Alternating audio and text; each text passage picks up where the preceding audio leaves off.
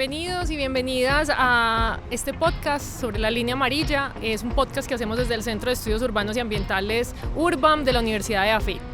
Nos interesa tratar temas que tienen impacto a nivel del sur global, nos interesa hacerlo a partir de las voces, de los rostros, de quienes están detrás de estas investigaciones, de estos hallazgos, de estas búsquedas y por tanto este espacio está disponible para escucharlo, pero también para verlo y encontrarnos y entrar un poquito más al corazón de esas investigaciones y entender hoy cómo pueden ser pertinentes para los procesos que tenemos en la ciudad y en los territorios. Hoy tenemos dos invitados súper especiales. Para nosotros es un tema que viene estando desde los inicios de URBAM, pero hoy nos trae, digamos, con un libro muy especial, es este que es Core. Ya vamos a entrar en el detalle del nombre, es asociado al tema de la vivienda colectiva, con dos personas que han trabajado mucho este tema y en el cual vamos a profundizar. Primero pues está Ani. Ani, de verdad es un gusto que estés acá, para mí de verdad es un orgullo. Ani es arquitecta, Ani se graduó del LEA de Londres, una universidad muy prestigiosa a nivel mundial, pero ha trabajado y ha hecho casi todo su trabajo aquí en Colombia, mucho en temas de espacio público, pero también principalmente en vivienda. O sea, hay que decirlo, todos los que estudiamos arquitectura en Colombia, en Latinoamérica, hemos tenido que estudiar a Ani y todos sus proyectos. ¿No puedes decirte? No, tampoco. Bueno, muchas gracias, Tala. Sí, de verdad. O sea, todos los que hemos pasado por la universidad y los que nos interesan estos temas, hemos entendido tus proyectos como esa posibilidad de verlo más allá de un número, o sea, de una unidad, ser una unidad mínima, a entender que construyen ciudad y poder verlos construidos, porque también un poco este tema, digamos en otros países que han sido referente como Holanda, como otros países en el mundo, pues los referentes están muy lejos, pero hemos logrado con todo lo que tú has hecho aquí, verlos, recorrerlos, disfrutarlos y eso nos ha permitido aprender mucho más. Entonces, gracias, es Tala. un gusto. No, qué rico estar aquí y compartir con ustedes, digamos, este primer, divulgación sobre un tema que creo que es muy pertinente y sobre todo hoy, pero siempre ha sido pertinente. Siempre ha sido pertinente. Sí, de hecho es una de las principales decisiones que se toma en una familia, la vivienda, ¿cierto? Y siempre es una discusión que está en la cotidianidad. Seba Serna es arquitecto de la Universidad Pontificia Bolivariana, hizo parte de nuestra maestría, egresado de la maestría en procesos urbanos y ambientales, y hoy los dos hacen parte del taller de vivienda, de hábitat y vivienda de Confama, donde también están, además de estos ejercicios que se hicieron desde la investigación, aplicándolo a nivel regional, ¿cierto? Que eso también es un valor muy grande, con otros contextos, otras realidades, así que bienvenido, Sebas, también a este espacio. Antes de entrar en el libro, antes de entrar en el contenido, pues como conocer un poco cuál ha sido esa trayectoria, ¿cierto? ¿Por qué esa necesidad de puntualizar sobre el tema de la vivienda? Que si bien es, como decíamos, algo que es cotidiano, algo que habitamos todos los días, todas las personas, porque quizás no es un tema que se trabaja y está de manera mucho más presente en todas las discusiones de ciudad, mucho más presente en las discusiones académicas. Entonces, y también pues como entender un poco esa trayectoria, Ani, ¿cómo llegaste a este tema? ¿Por qué te interesó tanto acercarte al tema de la vivienda? Bueno, yo creo que eso fue un poco al azar.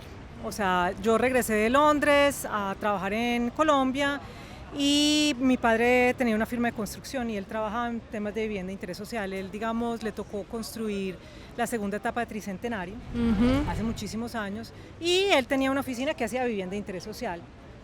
Y al haber vivido en Europa, pues yo vi cómo Europa también se reconstruyó posguerra y veía todos los ejemplos de la vivienda. O sea, para mí era pues algo que uno lo veía a diario. Entonces, cuando mi papá me dijo, ¿quieres trabajar conmigo? A mí me parecía pues lo más lógico y pues muy interesante. Sin embargo, yo lo sé que no era muy interesante para mucha gente, pero para mí el tema de la vivienda era muy normal, pues como muy atractivo. Y así empecé. Y teniendo, digamos, ese ejemplo, digamos, de ver cómo en Europa construía ciudad. O sea, no se sentía como un proyecto de vivienda aislado, sino que hace parte de un contexto, de un tejido urbano, pues así era un poco como lo empecé a enfocar y fue como empecé. O sea, yo empecé trabajando con mi padre esos temas. Recuerdo, digamos, mucho el primer proyecto, que fue un proyecto en la periferia de la ciudad, que mi papá fue a Bucaramanga a ver un constructor muy exitoso. Entonces él fue allá y llegó y me dijo, Ani, no, es que allá hacen una piscina para la gente. Eso es lo que hay que hacer en vivienda social. Pero yo entendí que el problema no era hacer una piscina, sino realmente cómo construir el espacio colectivo, o sea, el valor del espacio colectivo. Y realmente eso es, digamos, como a lo que a mí siempre me ha interesado, porque la vivienda, además de que es un una serie de vivienda que se aglutina a través de una calle, de un espacio, pues el espacio principal viene a ser el de afuera, que ese es realmente al foco el que había que meterle y un poco esa fue la trayectoria que le dimos pues durante la carrera. Maravilloso, y de hecho también muy contextualizado con la geografía, Sí. ¿cierto? Que esos primeros proyectos también eran muy relacionados con la montaña, Sí. cómo construir vivienda en la montaña, Sí. pero a su vez también cómo construir colectividad, comunidad, vecindario, en esos entornos que estaban, digamos, en los bordes, pero que hoy cuando uno los analiza ya están casi que en la mitad de las zonas urbanas. Quisiera agregar que antes de comenzar con mi padre sí me gustaría, mi papá tenía un socio antes de que él estuviera, digamos, más independiente y fui a trabajar a esa oficina y había un jefe de taller y me acuerdo que él me entrega un proyecto y me dice, no, pues copie esto aquí y allá. O sea, para mí era una cosa que no entendía. Para el normal. No, para él era lo lógico, pues o sea, absoluto. Yo decía, no, entonces yo me dio mucha frustración y dije, no, yo no puedo trabajar así. Y por eso dije, no, bueno, cuando mi papá pues, o sea, rancho aparte, salimos a rancho aparte, pero era eso, o sea, era lo que se hacía. No había una conceptualización ni una idea, sino, no, esto funciona, pegue. Y eso pues que todavía dibujábamos a mano, ¿cierto? Y eso porque a veces también está muy mediado por la cantidad, ¿cierto? Por cantidad, hacer mucho en el y Ser optimizar, eficiente, ser muy entre eficiente. comillas. Sí, exacto. Que ahorita vamos a hablar de Exacto. eso, pero muy bien como también esa mirada crítica sobre también ya, y eso todavía sucede, ¿cierto? Y hay que mencionarlo. Pero hay que poner justamente esta investigación como parte de esa necesidad de pensar desde la calidad. Sebas, tú, ¿cómo te acercaste al tema de la vivienda? ¿Por qué te ha interesado? Yo cuando me empecé a formar en la universidad, creo que hubo un contexto muy particular en Medellín y fue ese boom como de la construcción del espacio público, todos los concursos, parques, biblioteca, pies descalzos, pues hubo una reflexión sobre el espacio público principalmente y digamos que la mayoría de los que estudiábamos en esa época pues nos empezamos a ir por ese camino porque digamos que era algo medio mediático. Finalmente, digamos que un tiempo trabajé mucho en ese tipo, digamos, de proyectos. Entré a temas de vivienda más como desde el estrato 6, el estrato alto, pero digamos que siempre pues cuestionándome un poco sobre la importancia o la escasez que existía o que existe en Colombia frente a la vivienda social. Por eso fue que quise entrar también a la maestría un poco, porque estaba pues como en un ambiente un poco que de pronto no se acercaba de pronto a lo que estaba buscando, lo que quería. Encontré pues como ese camino a través de la maestría y finalmente llegué a Confama. Si bien venía trabajando en vivienda ya 5 años antes de entrar en Confama, ahora llevo 5 años trabajando también en Confama, entonces ya llevo 10 años trabajando en vivienda con otro camino diferente, pero digamos que siempre buscando ese reto de tratar de darle la importancia a la vivienda social que se lo merece y que definitivamente en la ciudad pocas veces se le da ese lugar. Yo quisiera decir algo que dice Sebas que es muy importante y asociado un poco a la pregunta que tú hacías de por qué la vivienda, digamos, no ha sido tan conversado en nuestra ciudad. Y yo creo que la evolución de la ciudad, digamos, quiso solucionar temas muy importantes que era el espacio público, el edificio público, y había un interés y solamente se miraba eso. Y hicimos las calles muy bien, o sea, organizamos todo lo de afuera. Y la vivienda, pues ahora está llegando, pero nunca se le había dado, pero yo siempre me lo cuestionaba, le dije, pero otra vez el espacio público, otra vez el equipamiento, pero ¿qué pasa con la vivienda? Porque nadie habla de la vivienda y yo creo que ahora es el momento, está volviendo a aparecer, digamos, en la conversación y el interés por los problemas que han aparecido, pero era eso, la ciudad se estaba construyendo desde el espacio público y generando la equidad en el espacio público y en estos edificios públicos, pero la vivienda, digamos, estaba en manos, digamos, de otros conceptos, digamos. Eso es un reflejo y ahorita lo veremos de pronto un poco cuando la vivienda pasó, digamos, a manos de los privados, que eso surge pues a partir del 91, la Constitución del 91, donde supuestamente pasa a ser como un derecho, pero en realidad el Estado deja de encargarse de hacer vivienda, se la pasa a un privado y por eso pues hubo un boom también en Medellín de construir algún tipo de vivienda que no tiene algún sentido, digamos, crítico frente a lo que verdaderamente estaba construyendo. Entonces ese es precisamente ese origen de por qué se dejó a un lado la vivienda y se centró más en el espacio público. Claro, porque hay muchos buenos ejemplos desde los 70, los 80, donde sí había una calidad de la vivienda, de construir vecindario, pero entonces hubo un cambio un poco en que se dejó en manos del mercado en tomar esas decisiones de las tipologías, de las cantidades y claro, se perdió como ese foco que si bien desde lo público tiene que estar no solo para normar, ¿cierto? Decir cuánto construir, sino también cómo debería ser. que como tú dices, el espacio público, se hacían concursos, se hacía con la mejor calidad, los mejores materiales, se le daba todo el protagonismo en todos los medios, pero la vivienda empezó a quedar relegada. Y hoy sentimos que la conversación a veces se centra muchas veces solo en la cantidad, pero hay que retomar como el tema de la calidad. Esta es una investigación que surge justamente en la maestría en procesos urbanos y ambientales y vimos una oportunidad como muy interesante, eran unos recursos que la universidad da para hacer investigación interna. En ese momento nos planteamos y tú estabas de profesora, Ani, en la maestría, justamente en ese escenario que planteamos que fuera siempre interdisciplinario, ¿cierto? Que buscara de alguna manera poder conectar un tema desde diferentes miradas. Entonces, Sebas, tú fuiste, digamos, seleccionado en ese grupo de investigadores que a la par con Derecho y con Ingeniería Civil construyeron esta investigación. Cuéntanos un poco de ese proceso y esa apuesta también como por conectar con otros lenguajes y otras maneras de trabajar una investigación que requirió estas otras miradas. Así es, esta investigación surge más o menos en el 2016, pues eso fue como la invitación inicial. Yo estaba haciendo la maestría en esa época, Dani era profesora, y surge pues como esa necesidad de pues, o cuestionarnos como la vivienda, como decís, pues en un tema interdisciplinar. Me invitan desde Urbam, obviamente pues porque yo estaba ligado a la maestría, y paralelamente Alejandro Vázquez, que digamos que era el par de Ani en este caso en ingeniería, que eran las personas pues como que estaban liderando el tema de la maestría, traía a dos personas, en este caso Ivonne, que era también una ingeniera, y Alicia, una abogada. Estudiantes en ese momento. Estudiantes son de maestrías pues en cada una de sus áreas, y digamos que ahí teníamos el grupo de los tres profesionales, un arquitecto, una abogada y una ingeniera, ¿cierto? Digamos que la abogada y la ingeniera no tienen mucho que ver con vivienda, la ingeniera temas más como de construcción, de patologías. La abogada sí tenía obviamente temas normativos, jurídicos, frente a temas de ciudad, pero digamos que eso fue también como una especie como de lanzarnos como con un mapa en blanco, no sabemos para dónde vamos. Hay veces esos temas parecen como muy obvios porque uno puede decir la vivienda se hace mal y punto, entonces no hay mucho que investigar, la conclusión es que se hace mal y ya no. Aquí la intención, creo que por ahí hay un escritor que dice que es mejor enfrentarse a escribir con una brújula, que uno sabe cuál es el norte pero no sabe qué se va a encontrar, que ir con un mapa donde ya te dice qué es lo que vas a encontrar. Entonces en este caso íbamos como con una brújula hacia dónde queríamos ir, obviamente sin estar sesgados a una respuesta que podría ser obvia, y obviamente la respuesta pues no es tan obvia al final.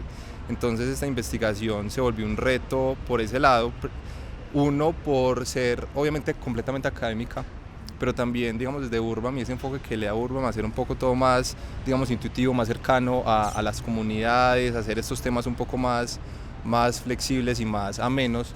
También Ani y yo tuvimos como ese reto de acercar y desescalar un poco como la densidad, marca la claridad del tema, la densidad del tema, y tratarlo de generar o hacerlo un poco más ameno.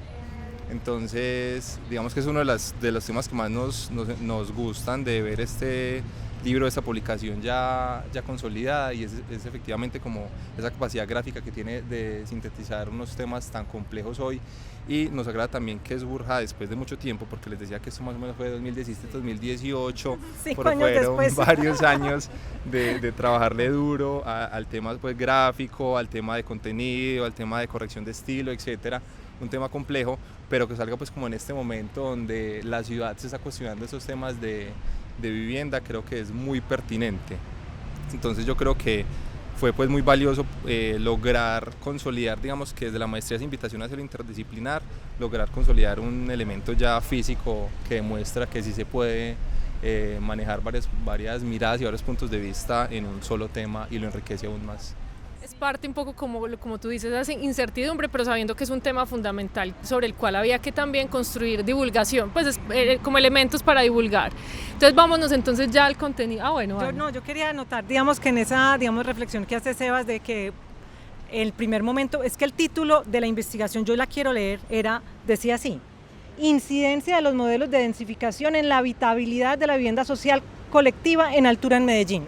Pues una frase casi imposible de digerir.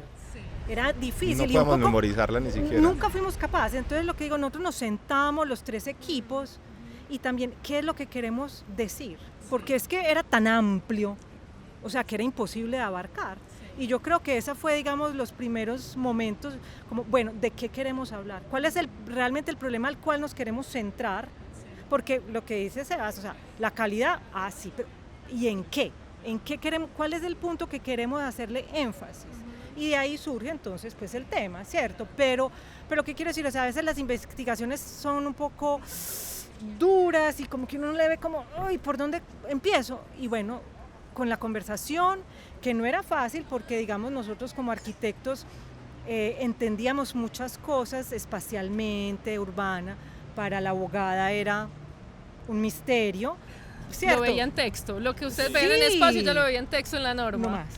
Y a veces no entendía el por qué queríamos hacer planos o por qué había que ir a ver los proyectos, pero ella después, mejor dicho, la que más disfrutó.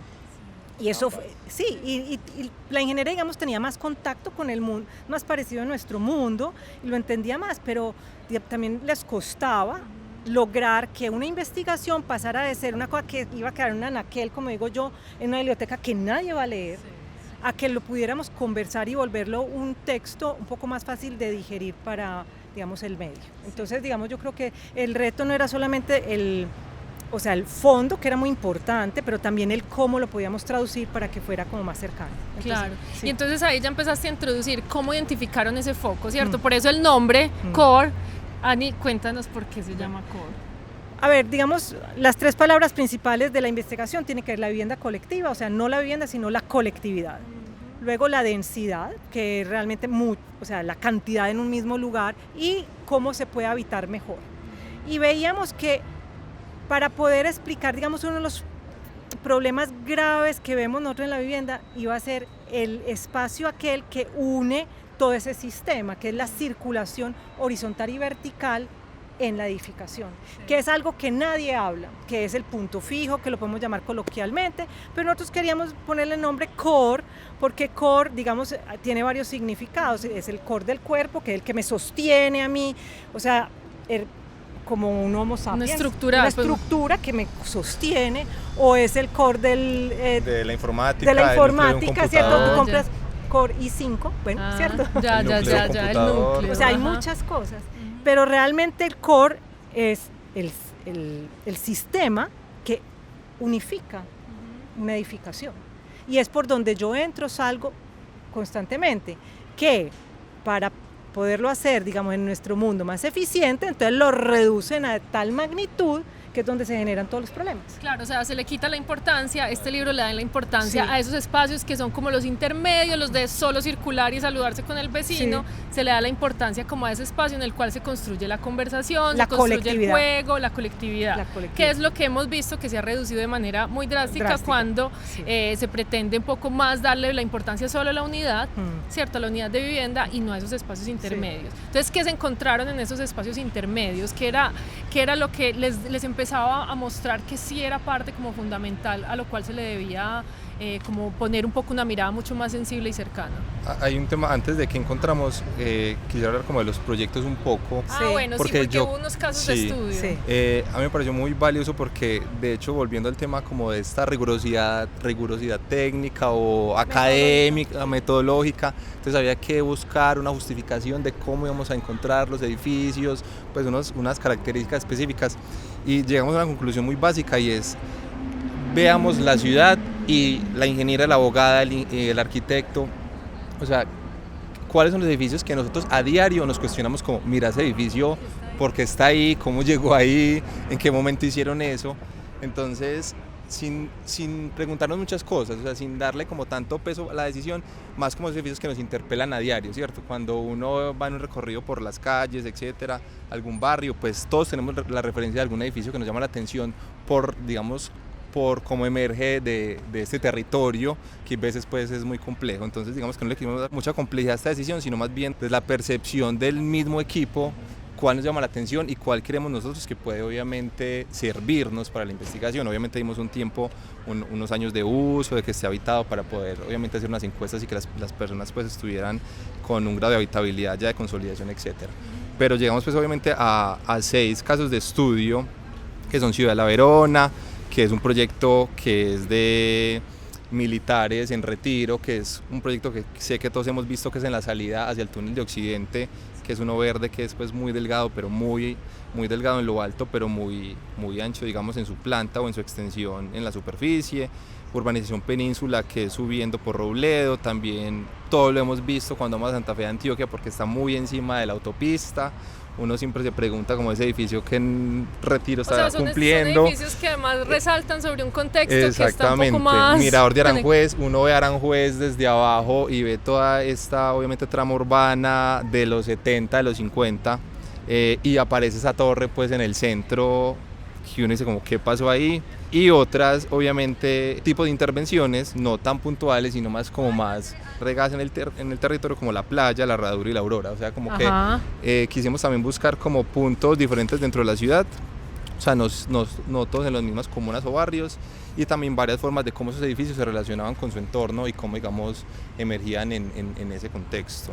Entonces, tratando de responder un poco la pregunta que me haces ahorita, no queríamos ir predispuestos a decir que ya sabemos la respuesta, porque claramente ese edificio pues creo que no responde a su contexto, cualquiera que fuera, sino que más vamos a entrar a hacer como un análisis jerárquico, sin más como a las personas, con unas encuestas, haciendo unas preguntas, y definimos como dos tipos de variables que eran como las blandas, las llamamos suaves y duras en realidad, y era como las duras era más como un análisis muy urbano, muy normativo, dónde está ubicado, qué tiene cercanos, la proximidad con las tiendas, con el transporte público, cuál es el tipo de habitante que tiene, de dónde vienen, si viven si vivían en su entorno o vienen desplazados de otras partes, porque nos parecía pues muy importante el tema del arraigo y de la habitabilidad para dar un poco la respuesta pues a uno de los temas del libro. Y digamos que eso era, a grandes rasgos eran las variables duras, y el tema normativo, bajo qué norma se hizo, que digamos obviamente la abogada tuvo un papel muy importante, bajo qué norma se hizo, qué lo facilitó, porque está este edificio en medio de este barrio pues de casas de 2 pisos, y finalmente hacíamos unas variables suaves, que era más desde la percepción.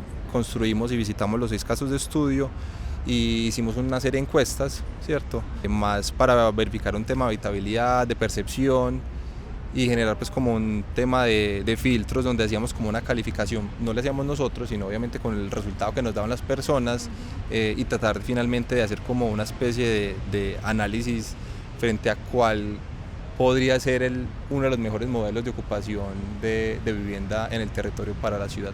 O sea, ya como sacar conclusiones que les permitiera como poder dar recomendaciones, ¿cierto? Entonces también hay una recomendación. O sea, básicamente, digamos, con esos análisis duros y blandos, se entiende, digamos, que el sistema del core, cuando se centraliza todo a un solo punto, tiene muchas dificultades, problemas. Y lo digo, es como una evacuación, o sea, cuando tú vas a evacuar, si todos tenemos que salir por una sola puerta, es imposible. Y eso es lo que empieza a suceder, pero eso, digamos, lo permite la norma. Entonces, gráficamente quisimos explicar que la manera de entrar y salir a un edificio tiene que permitir, digamos, esa más posibilidad, más flexibilidad.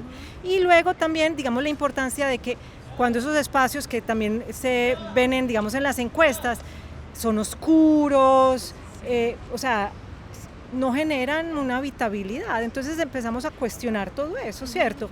Y a lo que vamos también al final es a decir, pues no, y lo podemos experimentar, digamos, en los proyectos que hacemos hoy con Confama, ¿cierto? Es que la calidad no cuesta. O sea, yo tengo la filosofía que construir mal es más costoso. O sea, no es la palabra mal. Construir, digamos que tengo que ahorrar, o sea, restringirme puede ser hasta más costoso a futuro. Claro. Puede que para el proyecto en sí no, pero para quien lo habita y posteriormente a quien lo tiene que cuidar. Claro. Entonces, uno tiene que pensar que cualquier decisión en los diseños que uno haga tiene una consecuencia. Entonces, digamos, yo digo, no, es mejor que no entre mucho aire, pues, o sea, lo hago todo cerrado, más eficiente ese es punto. Sí, pero el día de mañana entonces tengo que poner luces, me sale más caro la administración, empiezan otro tipo de cosas, es más inseguro, ¿cierto? Entonces, todo eso no se puede mirar como en el tiempo, en el momento del diseño, sino qué pasa después. Entonces, yo creo que en el libro también, digamos, la foto, digamos, de la carátula, que es muy bonita, que la tomó Sebas, es en uno de los edificios, es realmente que la gente vive ese espacio y es un lugar que uno ve la vida. Entonces, no son solo corredores para oscuros, caminar, exacto, no son solo escaleras para subir y bajar, son lugares para el encuentro, para el juego de los niños, para sentirse cerca de la mamá, pero jugando en un espacio un poco más abierto. Es también una relación con la naturaleza, ¿cierto? Con el sol, con la ventilación. Entonces empieza con el contexto. Con el contexto. Esto también que tanto se ha hablado desde la mirada de Jane Jacobs, de los ojos, ¿cierto? Mirarse, estar en relación, en contacto, porque hemos visto también en Europa, Ani, de todos esos edificios de la posguerra, que los han demolido justamente por los problemas sociales que han generado, ¿cierto? Lugares en los cuales se generan núcleos cerrados, oscuros, que han generado problemas de seguridad, de violencia. Entonces, claro, o sea, es un llamado también muy claro a decir, ojo, que esas decisiones de diseño supuestamente para reducir costos son una carga también luego en términos sociales a futuro, y que ahí es donde claramente se puede construir también una comunidad que quizás viene de lugares muy diferentes, a veces reasentados, porque algunos de los proyectos son de personas que vienen de reasentamientos, y cómo es tan necesario que el mismo diseño de la vivienda no solo sea para el interior, que también hay muchas reflexiones en ese sentido, de la flexibilidad, de las tipologías, sino también en la necesidad de construir espacios, digamos, públicos, pero públicos, pero colectivos, ¿cierto? Que son esos espacios en los cuales se encuentran. Veíamos o quisimos darle mucha fuerza o darle mucho valor a los proyectos que veíamos que facilitaban la apropiación. La carátula es eso, es un punto fijo que para las personas de pronto que no estén muy cercanas al tema, tiene un piso acabado. Por lo general los proyectos no tienen un piso acabado, y el piso acabado lo puso fue las personas del mismo edificio. El edificio no se entregaba con esas condiciones. Tiene unas bicicletas, digamos, parqueadas, porque se nota que utilizan la bicicleta y se nota que es un espacio que utilizan. Entonces, esos espacios que facilitan o que invitan a la persona a apropiarse de ellos eran los espacios que verdaderamente estábamos viendo que ese core cuando está bien cualificado, bien calificado, es el que facilita este tipo de acercamientos de los propietarios. Si bien nosotros no nos dedicamos a entrar a las viviendas, a hacer un análisis de lo que decían ahorita, la tipología, digamos, es un tema que no era de esta investigación, porque, digamos, la vivienda se solucionará en otra escala. Veíamos que los edificios que estaban mejor cualificados urbana y arquitectónicamente eran los que permitían esa apropiación por parte de la comunidad, y tener un mayor control por parte, obviamente, de los vecinos del espacio. Eran los más seguros. De hecho, nosotros no nos sentíamos inseguros al hacer las visitas. Entonces es importante el tema de la apropiación, pues es un tema que aparece mucho, muy reiterativo en el libro, de hecho. Y un concepto muy lindo que es el de la vecindad, Así ¿cierto? Es. Que es diferente a un barrio, Que porque de pronto la escala es más grande de un barrio, sino la del vecindad, la del vecino, ¿cierto? La de sentir que hay una cercanía. No, es que yo insisto, o sea, nosotros ponemos vivienda colectiva.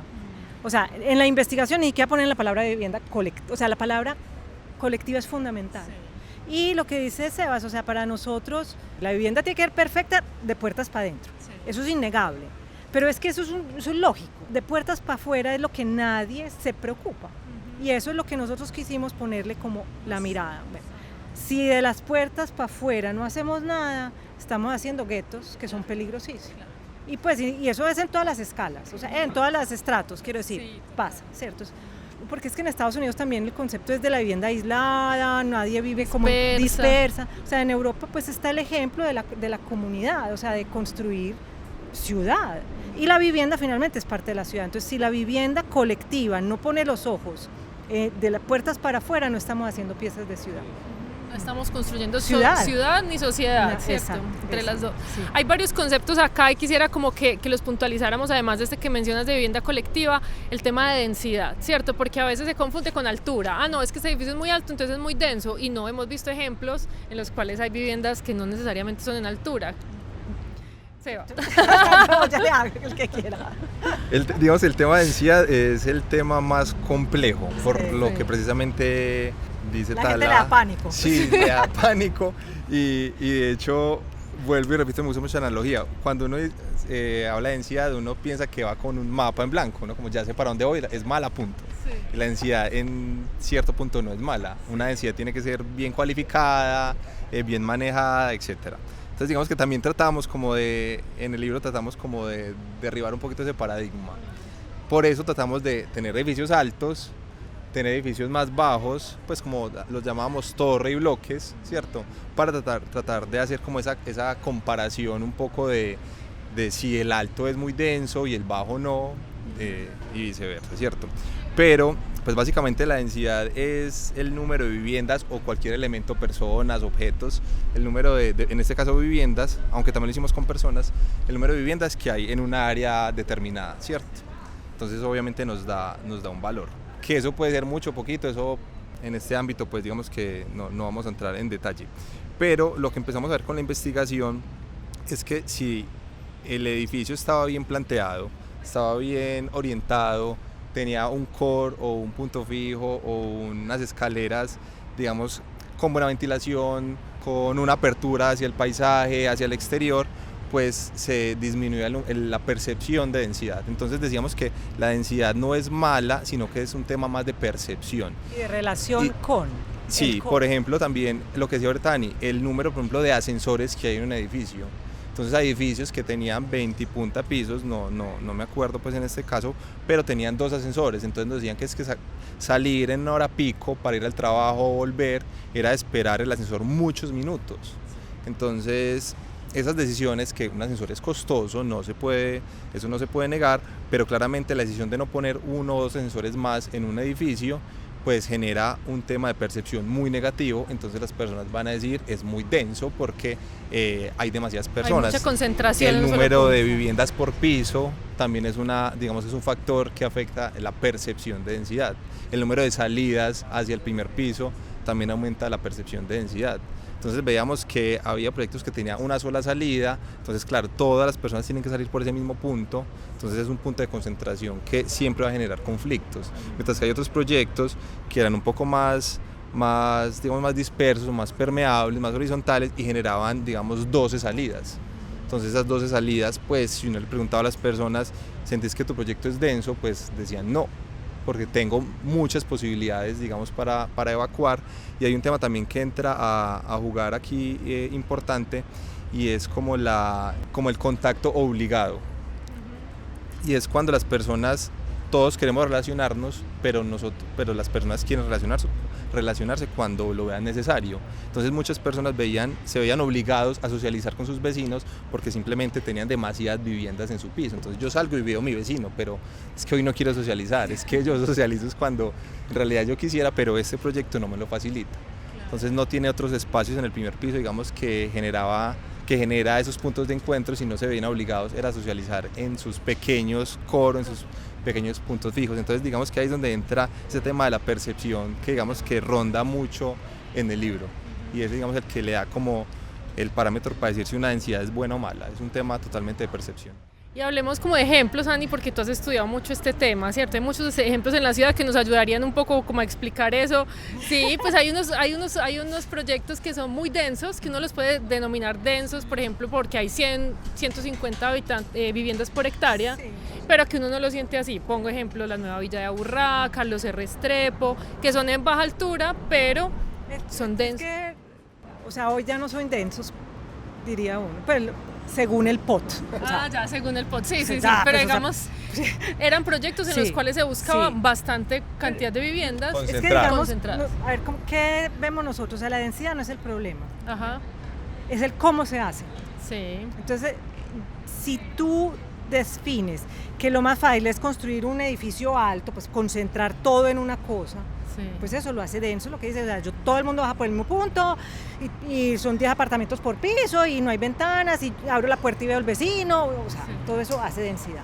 Pero si tú ese edificio igualmente lo puedes, pues no hace, pero lo pudieras acostar y haces distintas entradas, y es la misma cantidad, ¿cierto? Obviamente ocupa más suelo, posiblemente. Sí. Pero aquí hemos pensado que ocupar menos suelo es mejor para liberar todo el piso.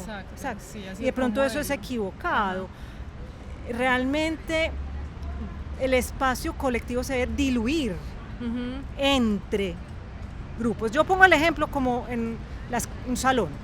Es mejor tener un salón de 25 a 30 porque me aprendo el nombre, el apellido y el segundo apellido de todo el mundo. Sí. Pero si tengo un salón de 100, no soy capaz, o sea, no perder la conexión.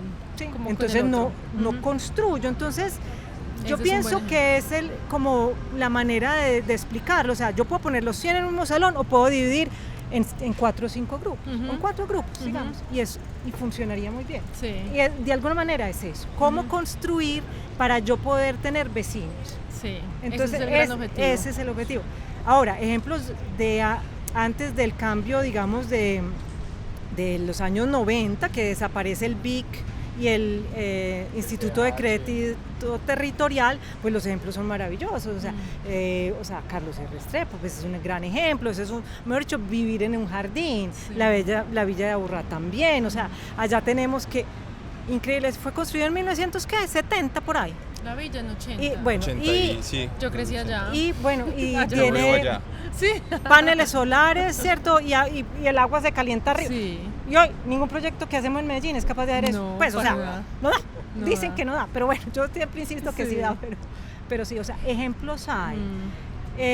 Pero si uno se va, digamos, a momentos de ahora, yo creo que en el libro hay ejemplos, digamos, de Herrera, es que se llama. O sea, hay ejemplos, Sí. ¿cierto? En Pajarito encuentra uno cosas positivas y otras no Sí. tan positivas, ¿cierto? Ujú. Claro, porque le faltaba más el contexto de Sí, ciudad, sí. ¿cierto? Pero en sus núcleos quizás sí. Entonces, Haces- pienso que, digamos, cuando hubo ese cambio normativo y el privado coge el desarrollo de la vivienda, yo creo que ahí hay una fractura importante porque realmente es un negocio. Ujú. Y yo no estoy negando que es que todos deben ganar, absolutamente todos. Tiene que ser un negocio para todos, pero bajo un equilibrio. Sí, pero que ¿Cierto? construya ciudad Sí, y construya sociedad. exacto. Creo que Y es- digamos en Confama hemos encontrado que sí se ha podido. Cuando hemos trabajado, yo trabajé digamos en Viva, Sí. también se pudo. O he trabajado con privados. O sea, nadie va a hacer un proyecto para perder, que no. no. O sea, todo el mundo gana, pero hay que hay que ponerle foco. insistir, Sí, ¿cierto? no, sí, hay que insistir en el Sí, core. exacto. Bueno, yo creo que esto nos lleva un poco como a la pertinencia, ¿cierto? ¿Para qué sirve esta conversación hoy? ¿Cierto? Porque estamos hablando que de pronto es un libro para quien está estudiando, está diseñando vivienda o está haciendo proyectos de vivienda, pero yo creo que es una decisión que, pues es una situación que todos los días todas las personas la tienen, ¿cierto? En su vida diaria. Yo creo que también puede ser que le podemos, como estos hallazgos que encontramos acá, porque también esto tiene que ver con formar al consumidor, ¿cierto? Al que consume la vivienda. Muchas veces nos quedamos sin las alternativas para encontrar, creo que también eso está pasando un poco en la ciudad. Hay pocas alternativas para la diversidad ya de las formas de vivienda, de vida, de relación con los barrios. Yo creo que esto también tiene que ayudarnos como a divulgar no solo a esas personas que están más dedicadas a este tema, sino también a todos que consumimos vivienda, o sea, todos vivimos en un espacio así, y yo creo que esto nos ayuda como a resaltar también como la necesidad de exigir un poco al mercado que también esté pensando en esos espacios que quizás no son los que porque muchas veces hasta le venden a un apartamento solo con la vivienda de muros para adentro y no sabes qué hay al lado, pues no sabes absolutamente nada, ¿cierto? Eso también es como que nos tiene que obligar a decir, hey, ¿qué tengo al lado? ¿Por dónde? Que es también un poco como enseñar al mercado que también debemos poner otros puntos de conversación para que la compra o una decisión tan importante o alquilar un lugar pues está también mediada por esas preguntas que nos hacemos, el vecino, el vecindario, los espacios colectivos. Creo que este también es un libro que debería como ayudar en ese sentido. Es que yo creo que lo que dices ahí es fundamental. Lo sufrimos con los comercializadores de proyectos que pues tienen una manera de ver y cómo vender que uno, pues mejor dicho, sin palabras, pero yo creo que nos falta educar en el tema. Yo creo que, digamos, como se ha hecho de educar o sea, yo creo que todo ciudadano hoy sabe que es una buena calle, porque ya están construidas las calles bien hechas, o sabe que es un colegio bueno, o sabe una biblioteca, pero de vivienda no sabemos nada. O es un privilegio, pues solo para No, unos... pero yo te digo que ni siquiera, no. sí. O sea, tú vas a ver un proyecto de vivienda y lo que dice la gente, no, a mí me interesa mi puerta para adentro, pero para mí, Ana Elvira Vélez, lo más importante es desde la calle, cómo percibo yo hasta que llego hasta mi casa, o sea, por dónde entro, cómo es el hall de entrada, o sea, eso para mí es fundamental. Y cuando yo he recorrido, o sea, me frustro, porque eso se ha perdido. Los edificios viejos de Medellín, en el centro, digamos, ahí hay edificios con un valor que yo entro al edificio, la puerta es... O sea, fuimos a visitar el edificio de Fabricato en estos días. En Junín. Yo decía, ¿pero qué Una es este? vitrina. La vitrina, el hall, el ascensor, pues obviamente unos tamaños que eso no existe. Pues, pero bueno, pero todo eso se hacía. Puede que hoy lo podamos hacer a menos, pues poquito más reducido, pero eso está. Pero yo creo que es una falta de educar al consumidor completamente, o sea, no existe. Entonces, mientras no haya una educación, va a ser difícil el cambio. Pienso que en las universidades debe haber más fuerza sobre eso. No es solucionar el número de viviendas, sino es el todo. Y yo creo que nos falta, o sea, estamos lejos. Entonces el tema de la vivienda, necesitamos un curso no de urbanismo social, sino de vivienda colectiva. Sí. De hecho, Josep Vegas, que lo hemos tenido mucho en la maestría desde Barcelona, nos decía, hay que diseñar desde la mesa de noche hasta el lugar de trabajo. O sea, uno cómo diseña todo ese trayecto para sentirse también que le permite construir interacciones, que en las cuales en algunos puntos necesitas estar más conectado con el sistema de transporte, pero llegas a otros espacios que cada vez te conectan con esa cotidianidad, que yo creo que los barrios populares en Medellín y en muchas partes no lo muestran, ¿cierto? Como esa naturalidad de la relación del vecino, de saludar, de estar, de encontrarse en la escalera que da a la calle, de sentir que es el espacio de conversación, ¿cierto? Que se resuelven hasta problemas en una conversación mientras uno va entrando a la casa, que también es lo que hace justamente como tejidos mucho más cercanos. Lo de la pertinencia del tema hoy, pues con el tema de la vivienda, y es que me acuerdo, y lo conté el día de lanzamiento, que cuando estamos haciendo esta investigación coincidió con una noticia que salió que Medellín era una ciudad como que la tercera ciudad más densa por encima de Tokio, Sao Paulo. Eso salió en el periódico y como era, pues al simplificarlo de esa manera, al decir es que es la ciudad muy densa, más densa que Tokio, y la gente, me acuerdo que la gente del común, pues no arquitectos, no ingenieros, no abogados en este caso, se preguntaron cómo así que Medellín es tan densa. Entonces como que el tema de la vivienda cuando digamos toca o nos permea de una manera más clara, como que sí nos cuestionamos y nos preguntamos. Entonces hoy yo creo que está pasando lo mismo, pues lo que es ahorita el tema de la gentrificación, qué susto meterse ahí, ¿cierto, Ani? Pero hoy el tema de la vivienda se volvió un tema o sea, nos ha tocado absolutamente a todos. O sea, conocemos a alguien que esté buscando un apartamento y no ha encontrado. Entonces me parece que o sea, lo que decían es importante dar a conocer esos temas, pero hay que dar a conocer de manera fácil, porque desafortunadamente hasta que no nos vemos afectados por ellos, no nos cuestionamos y no queremos, digamos, investigar sobre ellos. Pero yo creo que el tema de la gentrificación de esta ciudad se ha dado siempre. O sea, y el tema, digamos, que se está dando un desplazamiento. O el abandono de ciertos lugares. Exactamente, para mí el primer abandono debió haber sido de Prado. O sea, la gente abandonó Prado. Luego la gente abandonó el centro y se fue al poblado. Ahora mucha gente está abandonando el poblado, pues porque hay un tema, digamos, ya Exactamente, entonces yo creo que hoy, claro, se están viendo o nos estamos viendo como inmersos en ese tema del desplazamiento, de la gentrificación, pero me parece interesante que la gente esté hablando del tema. No sé si va a haber un curso de vivienda, no sé lo que va a haber, pero es que hay que hablar. Sí. Pero por ejemplo, yo siempre yo llevo ya 30 años aquí y realmente el centro, lo que está mencionando, tiene unos edificios de un gran valor y allá no vive nadie. ¿Y por qué? Porque la norma tampoco nos lo deja. O sea, ¿cómo lograr que esos edificios de tan alto valor urbano, que tienen todo solucionado, cómo es que yo no los puedo dividir? Porque eran apartamentos gigantescos. O sea, Europa cogió todas las casas en París, las Haussmann de 7 pisos, las dividieron. Los ingleses, las gregorianas, las dividieron. Y aquí no podemos hacerlo nosotros. Viven sus centros. Y viven su centro. Y aquí nosotros no podemos vivir el centro. Y se siguen yendo hacia las periferias, sí, donde, claro, no hay ahí todos los servicios. O sea, está urbanizado. Tienes todo el transporte, tienes absolutamente todo. No, nos tenemos que ir bien lejos a solucionar un problema. O sea, realmente yo creo que hay muchos temas como de conversación. O sea, hay apartamentos gigantescos, pero la norma no permite. Claro, que hay que repotenciar. ¿Quién va a repotenciar un edificio de 30 pisos o de 25 pisos? Nadie. Pues, y también sumándole que desafortunadamente en los últimos años vivienda social en la ciudad se ha hecho muy poca, hablando de Medellín. Sí. Muy poca, pues el porcentaje es que prácticamente no hay. Entonces el reto es muy grande y entonces no hay tampoco mucha maniobra, precisamente porque no hay dónde hacer vivienda y tampoco digamos que el gobierno, digamos, tampoco le está facilitando Entonces, sí, yo creo que ahí entonces nos quedan temas en punta, ¿cierto? Yo creo que el objetivo era presentar esto, es entender esta importancia de los espacios intermedios, de la construcción de la ciudad, de la colectividad, de la sociedad, pero sabemos que es un tema que da para muchos aspectos y ojalá podamos hacer más investigaciones y poder seguir como ampliando y teniendo mucho más ejemplos que cuando uno los ve, como tú dices, puede ejemplificar en los contextos nuestros cómo se puede hacer y se puede hacer bien. Sí es pertinente hoy porque estamos viendo que se está poniendo en discusión en todos los medios y que creemos que ahí es donde hay que poner estos nuevos conceptos, estas nuevas conversaciones, y por eso pues vemos muy pertinente que justo pues el libro después de varios años ya esté en las manos de la editorial, que ya se pueda compartir, que ya podamos hacer estos espacios para divulgar y que lo vamos a seguir haciendo. O sea, de verdad es uno de los temas que nos interesa muchísimo,